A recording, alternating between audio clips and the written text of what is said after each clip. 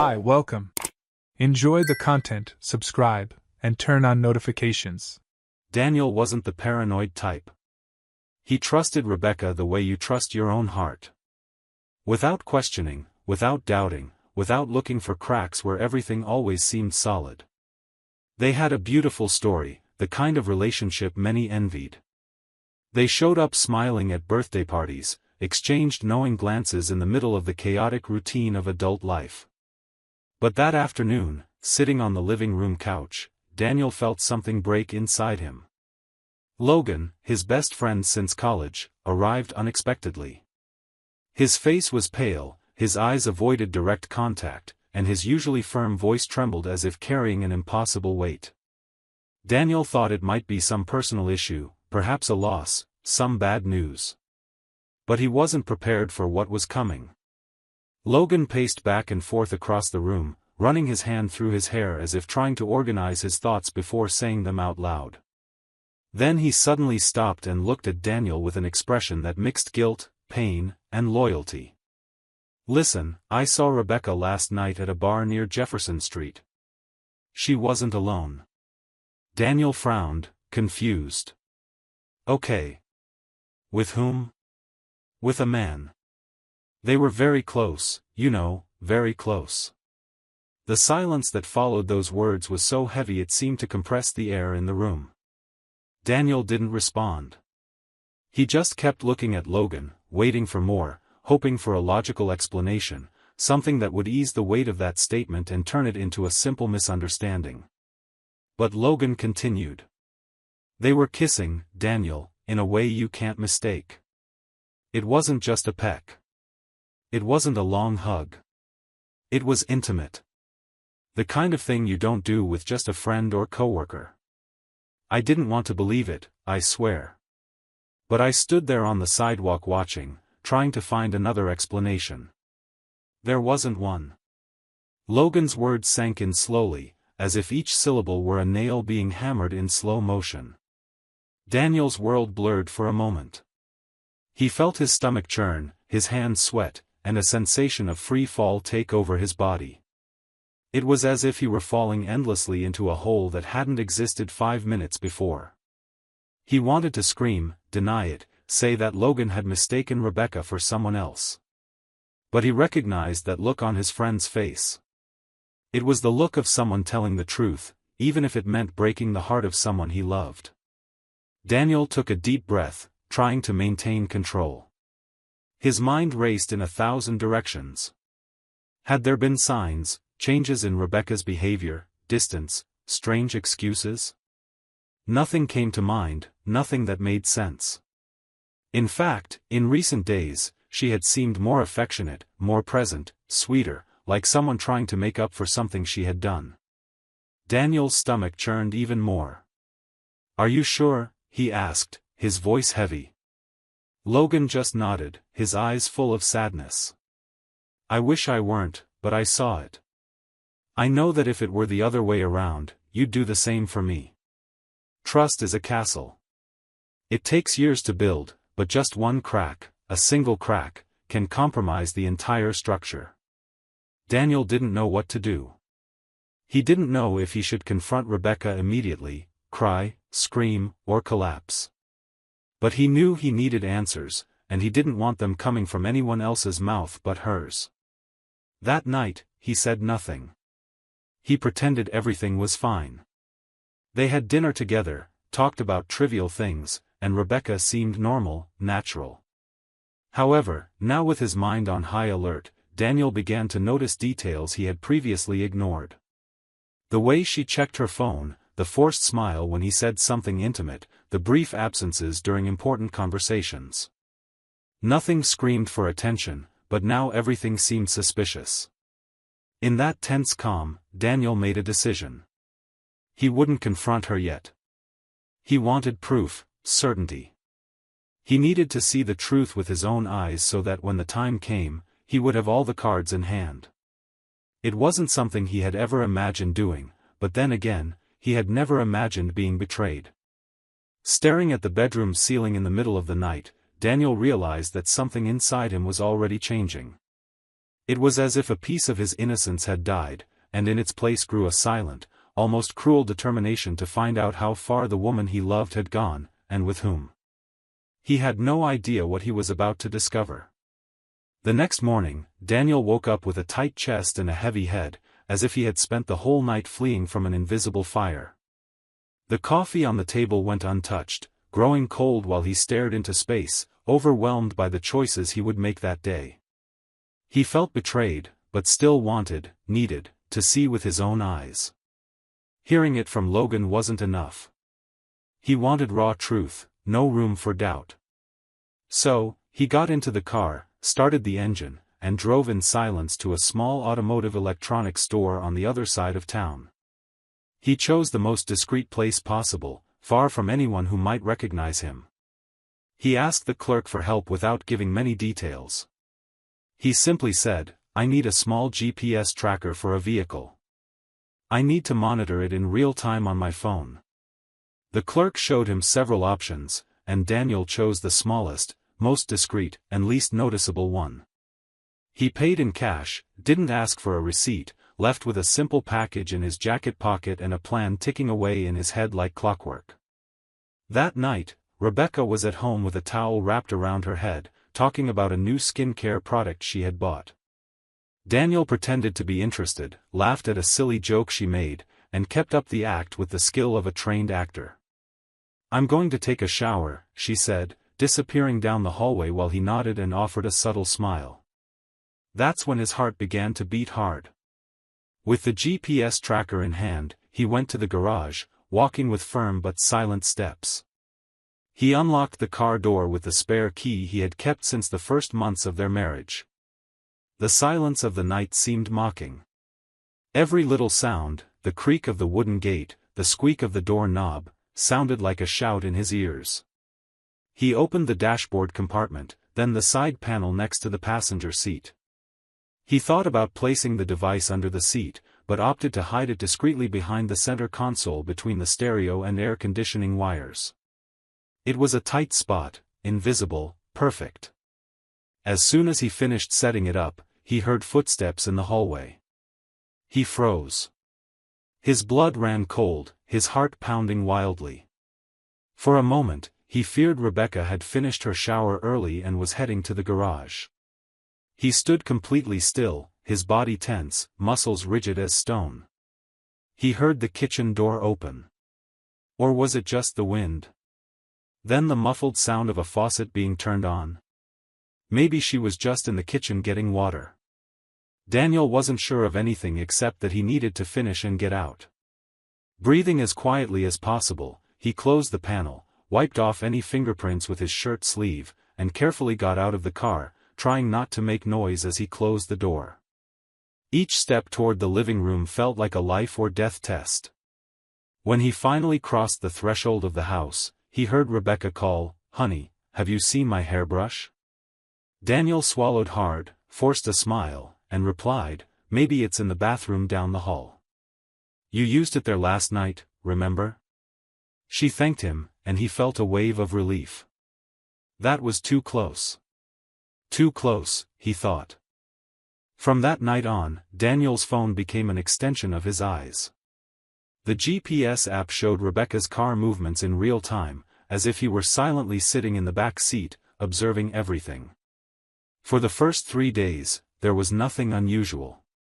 Rebecca went to work, came back in the late afternoon, cooked dinner, and went to bed early alone. No detours, no stops, no visible betrayal.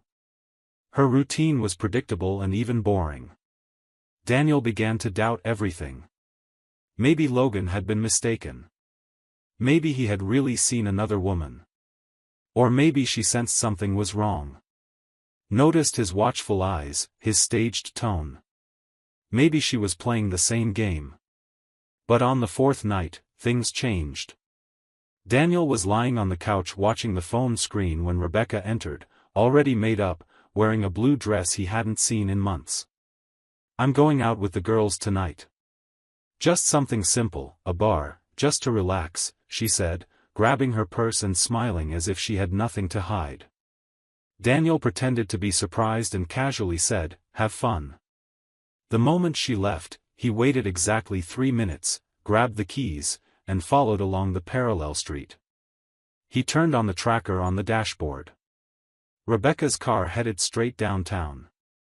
No doubt it was the same bar Logan had described. Daniel parked 2 blocks away, put on a cap to avoid drawing attention, and stayed there at a distance watching. The street was bustling with laughter, music, flashing lights. He saw Rebecca get out of the car and enter the bar alone. Half an hour later, she came out with someone by her side. The man was tall, wearing a leather jacket, walking confidently. Daniel felt his stomach churn. He silently followed them to the parking lot where they got into a dark car parked in the shadows. He wasn't sure what to expect, but he stayed and watched.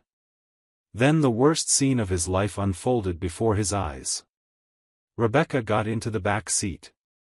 The man got in right after her. There, in the darkness of the parking lot, the car began to rock. The windows fogged up. The silhouettes moved in a way that left no doubt. Daniel froze. It was as if time had stopped, as if the entire world paused just to witness that horrible scene. Anger burned in his chest.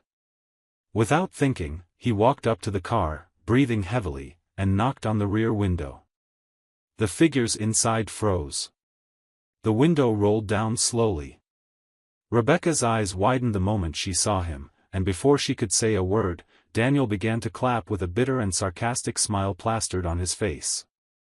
"Bravo," he said, like someone concluding a hideous play. The man, startled, opened the door and fled. Rebecca, in shock, pulled her dress up, trying to cover herself, but it was too late. Daniel turned and left. He didn't say another word. The pain spoke for itself. That image would stay with him forever. Rebecca, half-dressed, fully exposed, trying to cover herself, while he clapped with his chest torn apart and his heart in pieces. The man fled like a rat, not even looking back. Rebecca remained there, trembling, lost, unable to say a single word. Daniel left without hearing excuses, without seeking explanations. He left no room for doubt. This was pure truth. He saw her without filters, without excuses, without conjectures, just reality. And it hurt more than any nightmare. Rebecca didn't come home that night. She stayed in the car for almost half an hour, motionless like a statue, her dress wrinkled, her face buried in her hands. She didn't cry loudly, but she trembled like someone who had lost all footing. The sounds of people around her didn't penetrate. It was as if the world had gone silent to watch her fall. When she finally started the car and left, it wasn't to a friend's house or Derek's apartment, the same man who had fled not long before. She drove aimlessly for almost 2 hours, crying quietly, lost in her own remorse. She ended up sleeping in the car, parked at a gas station, her face marked by smudged makeup, her heart crushed by guilt that had come too late. For the first time, she felt exactly what Daniel would feel in the days to come, betrayed by herself. Because she knew that Daniel loved her, knew that he was loyal, that even tired and sometimes quiet, he was the man who would always be by her side. But at some point, she chose the path of least resistance, the most cowardly one. The next morning, she returned home. Daniel had already left. The bed was untouched. His clothes were gone from the closet. His toothbrush was no longer in the bathroom. There was an absence screaming in every corner. An absence that said, "I saw everything, and now it's over." She called him once, twice, 7 times with no response. Sent short messages, then long ones, then desperate ones. Nothing. Daniel had vanished as if he had evaporated. But she knew it wasn't anger that made him disappear. It was self-preservation. He was trying to breathe. And she had been the storm. She spent the entire day on the living room couch, legs folded, face buried in a pillow. She didn't eat, didn't answer calls, just revisited every step she could have taken differently, thinking about how much she had lost by not speaking up, not asking for help, not having the courage to say, "I feel empty. Please see me again."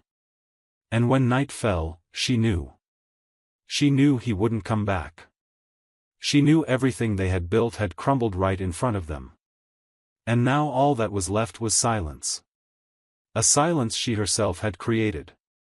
On the other side of the city, he was now signing papers that would make everything official. No shouting, no fighting, just pain, and a full stop to a story neither of them ever thought they would write. What Rebecca didn't know, or perhaps knew but chose to ignore, was that this marital tragedy, now spreading like slow poison, had begun long before that night in the car, long before the kiss at the bar, even before her coffee with Derek. It had started with someone she always saw as harmless, her best friend, Melissa. Melissa was the kind of person who always knew what to say, funny, loyal, vibrant, the type who makes you feel alive even on the worst days. Rebecca trusted her as an extension of herself. They had shared secrets since college. But this time, the advice Melissa gave contained something darker, something that gradually Rebecca would realize had been the final push over the edge. It happened during a routine lunch at a small restaurant. Empty wine bottles scattered on the table when Melissa brought up the topic for the first time. Rebecca had mentioned feeling distant from Daniel. No affectionate gestures, no intense looks. Conversations felt like administrative tasks. Everything revolved around bills, emails, meetings. There was no room for passion, not even desire. Between sips, Melissa looked at her with a tilted smile and said, "Have you ever thought about talking to Derek again?" Rebecca frowned, surprised. "What? Why?" "Because he never forgot about you. We ran into each other a few weeks ago. He's back in town. And guess what? The first thing he asked was if you were happy." Rebecca laughed, trying to hide the discomfort those words brought. Derek had always been good at creating drama. Melissa leaned forward, elbows on the table, as if sharing a forbidden secret. "He told me he misses you seriously, that you're the only woman he's ever thought about marrying someday." Those words echoed in Rebecca's mind for days. She knew she was vulnerable, felt invisible in her own marriage, but she also knew Derek was the kind of man who knew exactly where to strike. He always knew where to wound. And this time he came with the encouragement of someone Rebecca considered a soul sister. That's how it happened. The first message, the first exchange of glances, the first coffee, the first mistake. But what she never knew was what was really behind this meeting. A few days after being caught by Daniel and watching her own life crumble, Rebecca went to look for Derek. She needed answers, not just to understand what she had done, but to understand what he really wanted. Was it all for pleasure? Or was there another motive behind his seductive behavior? She found Derek in a modest bar. Far from prying eyes, he seemed calmer, almost serene, like someone who had already accepted his role in the story. When Rebecca sat down, there was a heavy silence between them until she finally broke it with a simple question that carried all her doubts. "Why did you show up now?" Derek didn't hesitate. "Because Melissa contacted me." Rebecca's eyes widened, confused. "What do you mean?" "Melissa came to me, said you were sad, feeling lonely, that you missed me, that you still thought about me. She said that maybe if I showed up, you'd realize what you were missing by staying in this stagnant marriage." Rebecca held her breath for a second, bringing her hand to her mouth, unsure whether she was holding back anger, shame, or shock. "She told you that?" Derek nodded. "She said that deep down you just needed a push, that what you and Daniel had wasn't love anymore. It was just convenience, and that I was the ghost still living inside you." She said nothing, eyes welling up. Melissa's betrayal hurt almost as much as her own. "But why did you go through with it? You knew I was married. You knew this could destroy everything." Derek rested his arms on the table, looking her in the eyes with disarming honesty. "Because I'm in love with you. Always have been. What I did was wrong. I tried to be with you by ruining your life. Melissa was also my friend, Rebecca. This whole situation is a mess, and I walked into it knowing it was a trap. She shrank in her chair, pressing her lips. The shame was overwhelming. Now, the point is, if you really loved him, you wouldn't have done what you did. And if he was the right person for you, this never would have happened. What was left between you two was just the shell of something beautiful. We just sped up the end. She shook her head in denial, but deep down she knew there was truth in his words, as hard as it was to hear. What Rebecca still didn't know was that the biggest revelation, the one that would change everything, was yet to come.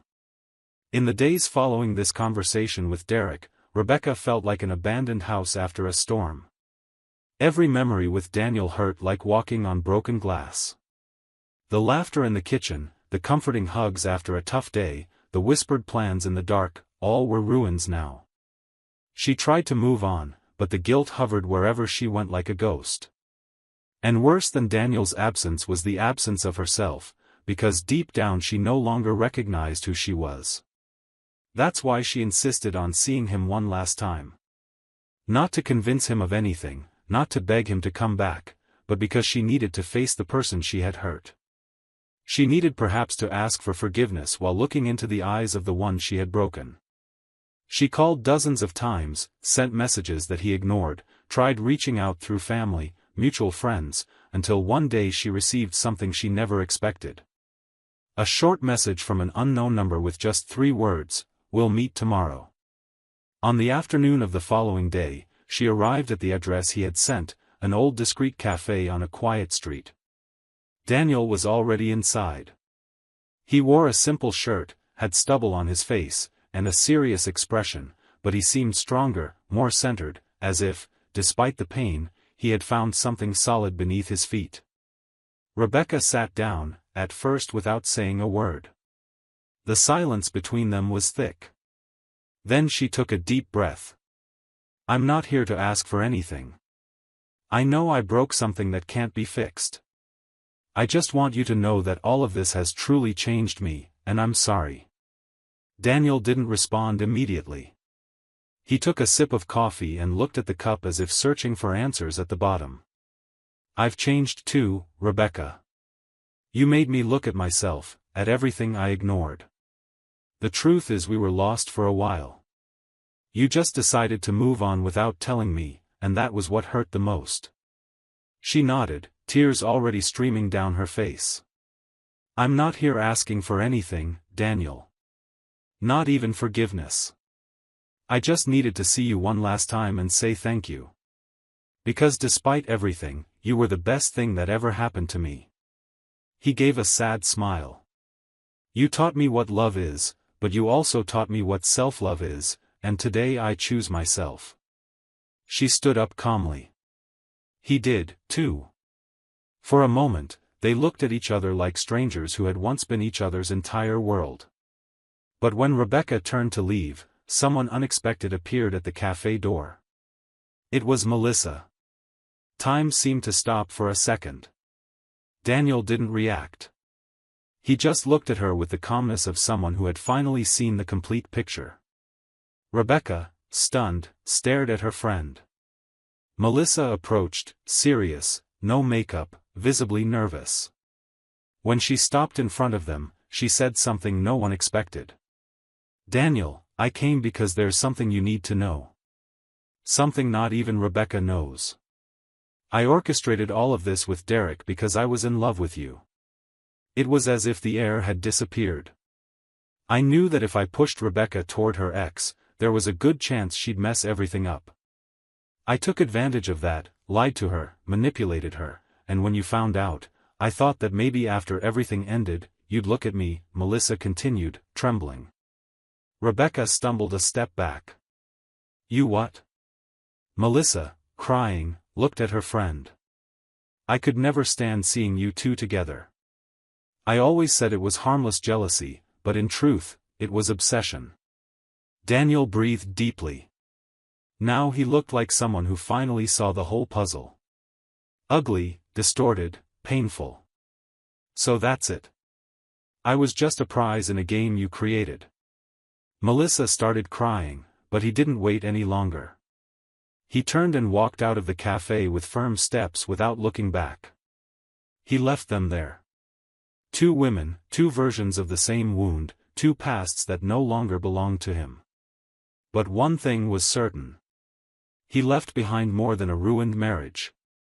He left behind the burden of trying to understand what didn't make sense, and in doing so found something few people manage to find after so much pain: peace. Because sometimes the greatest victory is simply walking away whole from a place where they tried to break you completely. Thank you for watching the video. If you enjoyed it, don't forget to subscribe to the channel and turn on notifications so you won't miss any updates. See you next time.